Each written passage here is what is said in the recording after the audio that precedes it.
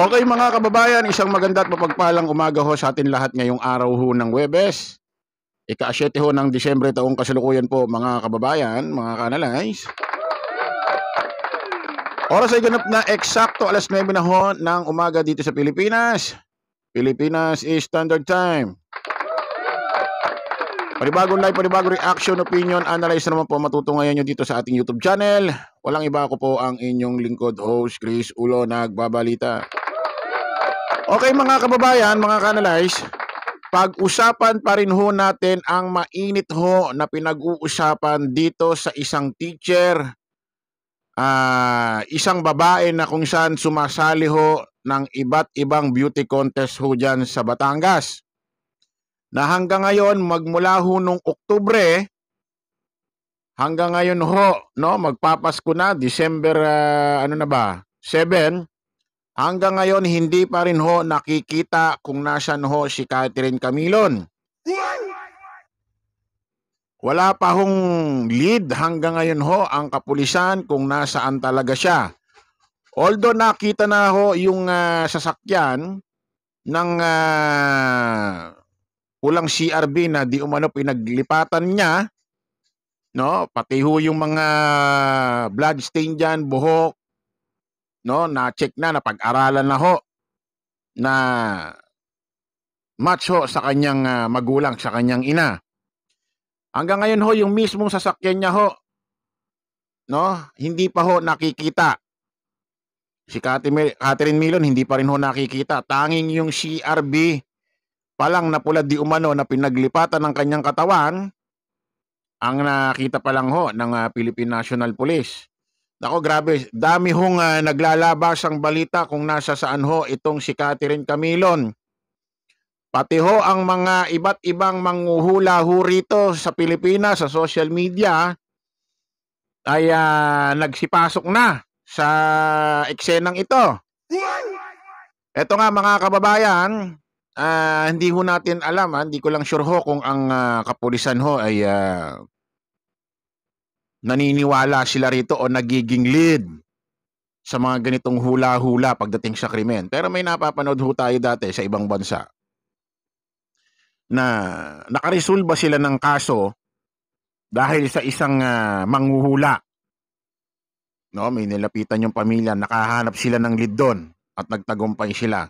Ito mga kababayan, pakinggan ho natin na kung saan etong may bagong isang tao, babae, Karen Castro, na manghuhula rin yata ito, na sinasabi, nakita niya sa kanyang isip na itong si Catherine Camilon ay isinilid sa sako. Or hindi si Catherine Camilon yung nakita niya, sana raw wag itong si Catherine Camilon ang nakita niya na isinilid sa sako at inilibing yata. Pakinggan ho natin itong video ito mga kababayan. Netizen, nakita ang tunay na nangyari kay Catherine. Sino na nga ba ang netizen na ito na nag-viral ang post dahil sa kanyang nasaksihan? Totoo nga bang buhay pa ang biktima? Nito lang nang hindi na natiis ang pamilya ni Catherine na lumapit sa... sabi ho nung nagbabalita rito, nasaksihan daw na... Pag sinabi kasing saksi, mga kababayan, ang ibig sabihin niya, nakita ng dalawang mata mo. Pag sinabing saksi, saksi nga eh. Pwede bang naging saksi ka, hindi mo nakita? Wala nun. Kaso ang problema rito mga kababayan, although ginagamit yung terminong saksi na saksihan, pero hula lang ho ang nagiging batayan nila. Ipatuloy natin.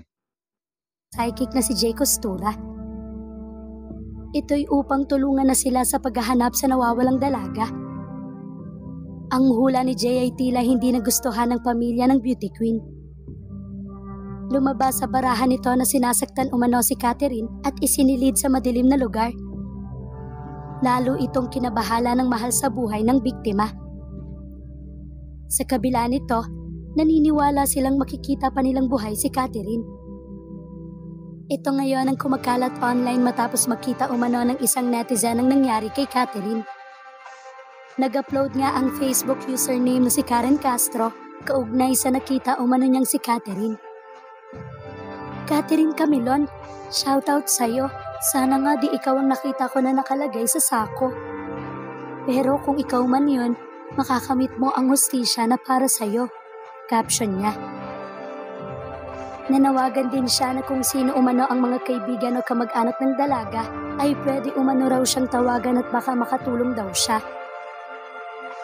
Third, Ito nung pinanonood ko tong bidyong to, siyempre di ko pa natatapos. Una nung pinanonood ko, kasi gumamit nga ng terminong nasaksihan, akala ko talaga may isang babae na Karen Castro na nakita niya talaga na itong si Catherine Camilon nasaksihan niyang na inilagay sa sako or hindi si Catherine Camilon yun. Sabi niya, shoutout sa'yo Catherine Camilon, sana hindi nga ikaw yung nakita kong isinilid sa sako. Akala ko may nakita siyang isang tao na isinilid or babae sa sako.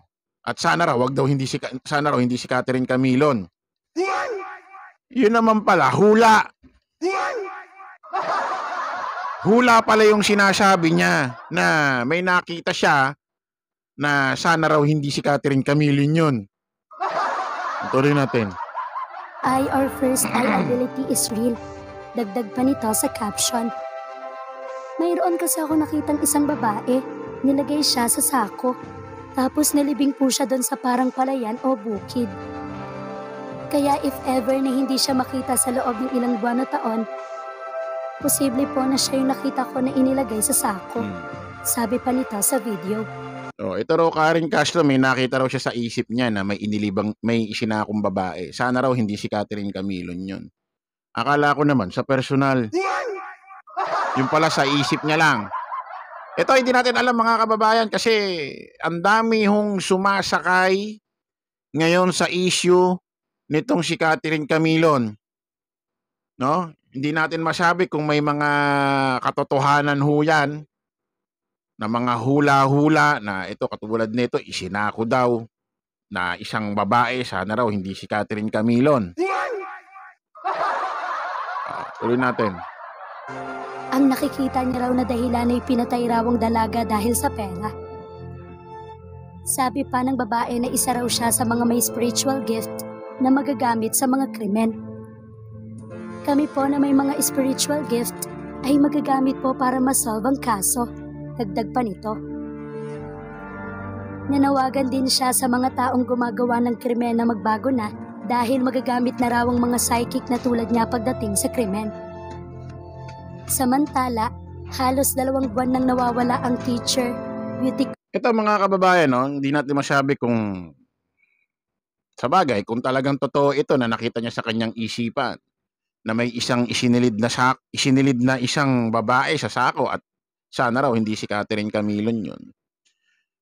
Ang problema kasi rito sa mga ganito kasing hula-hula, katulad niya, may nakita raw siyang babae sa sako, sana raw hindi si Catherine Camilon yun. Although nagbibigay siya may nakita siyang babae na sana hindi si Catherine Camilon yun, bakit hindi pa makita kung sino mismo yung nasa loob ng sako? Bakit? Kumbaga, no, hindi ko naman sinasabing hindi totoo yung mga ganito, pero minsan kasi pag nakakarinig ka ng ganitong hula, para bang may sasabihin, pero may kulang. Katulad niya, may nakita raw siyang babae nilagay sa sako. Isinilid sa sako. Sana raw hindi si Catherine Camilon yun. Bakit kaya hindi niya pa nakita kung sino, no? Kung nasa loob siya ng sako? Ba't di pa kaya nakita? Kasi sabi niya, may nakita raw siya, isinilid sa sako eh. So ibig sabihin, nakita niya, may ipinasok. Ba't kaya hindi niya nakita kung sino yun, no? Tuloy natin. Uwi na si Catherine. Hanggang ngayon ay wala pa rin kasiguraduhan kung buhay pa nga ba ito. Sa hula naman ni Costura, sinabi niyang hindi mabuti ang kalagayan ngayon ni Catherine. Dahil ayon sa baraha, sinasaktan daw ito at may sugat. Kung mapapansin niyo rin, mas lamang ang itim sa pula. Ibig sabihin, nanay, hindi talaga siya okay. Maaaring itinago sa madilim na lugar, sabi pa ni Jay. Sharp object, so ibig sabihin talaga, sinasaktan yung kapatid mo. hula ng psychic. O iba naman ho ang hula nito ni Jay Costura. Kung itong Karen na Castro, mayroon siyang babae na nakita, isinilid sa sako, pero hindi niya nakita kung sino yon. Basta may isinilid daw. O sana raw hindi si Catherine Camilo yun. Ito naman hong manghuhula na si Jay Costura, parang ang dating sa hula niya, buhay pa itong si Catherine Camilo. At itinago sa isang madilim na lugar, sinasaktan. O ewan lang ho natin mga kababayan kung mayroon talagang maitutulong itong mga hula-hula na mga manghuhula, kung may maitutulong ba ito talaga sa kaso. Kasi ang dami na rin hong nagdaang krimen na hinulaan ng kung sino-sinong manghuhula na hanggang ngayon naman ho hindi naman ho wala rin naman hong naitulong sa case, sa kaso. Actually hanggang ngayon nga hindi pa rin nare-resolba yung mga case. O tingnan natin kung may maitutulong ho to mga kababayan. So hanggang dito na lang po muna ang ating video. Abang-abang po tayo sa mga panibagong live, panibagong vlog po natin hanggang mamaya. Paalam po pa samantala ang inyong lingkod, Chris Ulo. Bye-bye.